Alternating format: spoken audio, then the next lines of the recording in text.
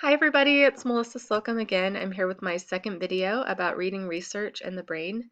You'll have to excuse me, I have a cold, of course, since I'm stuck at home. So in this video, I'd like to talk about how we learn to read. And we're going to talk about the myth of visual memory. So the myth is that we learn to read by seeing a word, then it looks familiar, so we recognize words quickly like we recognize other visual inputs such as objects and faces. But this is wrong. This is not the way that we learn how to read. So according to Kilpatrick, scientists have figured out how we store words for immediate and effortless retrieval. The ability to quickly store new words is the mark of a good reader. And most educators assume that we store words by some sort of visual memory, but this is not an accurate assumption. And it's caused some harm when it comes to teaching reading.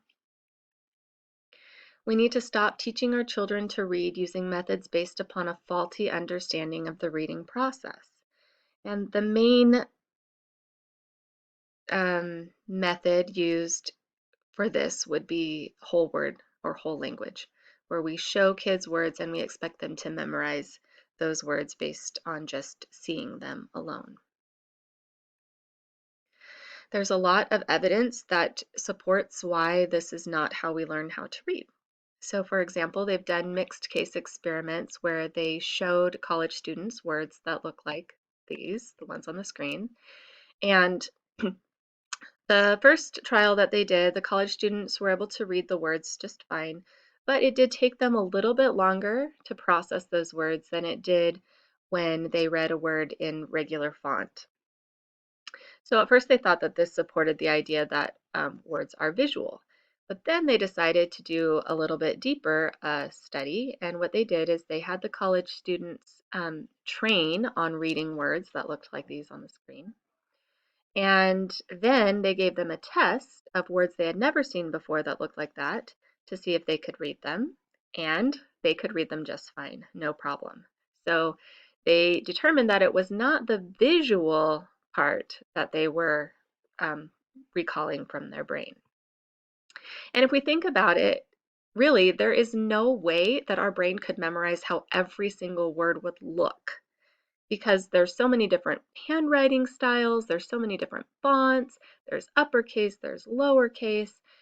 If we were memorizing the way that they look, we would have millions of images that we would have to be able to recall instantly. So if that doesn't convince you, there's a lot more evidence about why that is not how we learn to read. This all comes from Chapter 4 of Equipped for Reading Success by Dr. David Kilpatrick. So word recognition occurs faster than visual recognition of objects. They've done studies that show that. If word reading involved accessing visual memory, we would expect children who have reading problems to have poor visual memories, but this is not the case. There's a very small statistical correlation between visual memory skills and sight vocabulary. By contrast, there is a large statistical correlation between phoneme awareness and sight vocabulary. And if you think back to my first video, remember that phonemic awareness is that ability to hear sounds. Studies using high-tech brain imaging show that the regions in the brain activated when performing visual memory tasks, that's looking at an object and being able to name it, differ from those activated when naming words, looking at a word and saying the word. And research on the deaf population shows that those who are deaf graduate high school with about a third grade reading ability. If reading was based on visual memory, those who are deaf should not be so impaired. Finally, we temporarily forget the names of common or familiar people and objects all the time.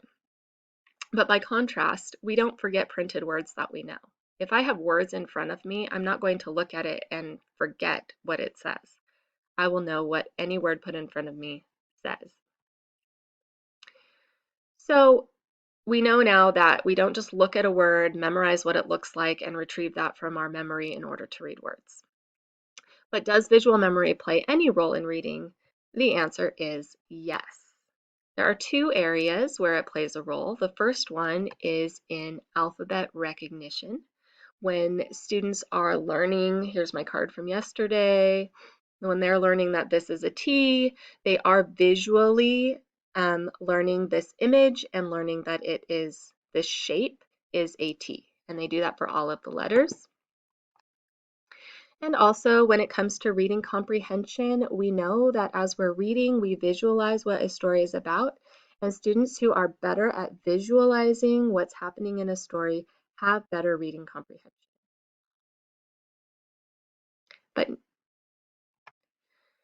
So how do we learn to read? If it's not visual, if we're not storing those visual images, then here's a really quick version on how we do learn to read. The truth is, we have heard many words for all of our lifetime, and these are words that are in our oral vocabulary. So think about a 1 or 2-year-old child who is learning words: ball, cat, mama, dada. They have never seen a word. They don't know what it looks like. They are learning those sounds that are associated with the meaning of those sounds, right? And so they have those words in their oral vocabulary. At this point in time, they have no idea that the word cat is made up of 3 individual sounds. They just know that that group of sounds, cat, represents the animal that they see when you point at it. We know that words are made up of phonemes, so we know that we can take cat and we can divide it into 3 separate and distinct sounds: k, a, t. And we know that letters and letter strings represent phonemes. So after we know that cat is made up of k, a, t, later we learn that those sounds are represented by c, a, t. Those letter strings get mapped to the sounds that they represent. Excuse me. And this is why phonemic awareness plays a crucial role in the development of a reader. They have to understand and be able to manipulate those sounds and words so that they become familiar, so that their brain has something to anchor those letters that we're teaching them onto and those groups of letters onto, so that they can retrieve those groups instantly and be able to read the word instantly. When we see these familiar letter strings, they activate our oral vocabulary instantly. So where are we processing our reading? We're actually doing it in our phonological processor. We store it where we hear those sounds. We're mapping those letters to the sounds we've heard since the very beginning of when we were alive and people started talking to us. Kilpatrick says that when a letter string becomes familiar, it becomes unitized. We treat the letter string as a unit. For example, when we see spend, we don't say, oh, spend. Rather, we see the word spend and instantly recognize it as familiar. We know we've heard that word and we know what it means. We don't confuse the letter order in spend with words like send or spent, because those are different strings of letters that have been unitized in their own right. So let's dive a little bit deeper and talk about what this looks like in our brain. These are the regions of the brain associated with reading. First of all, we've got the phonological processor, and this is the part of the brain that handles spoken language. Children are born with the language area intact. Children are going to learn to speak simply because others have spoken to them. This is a function of the brain that is built in and does not have to be learned.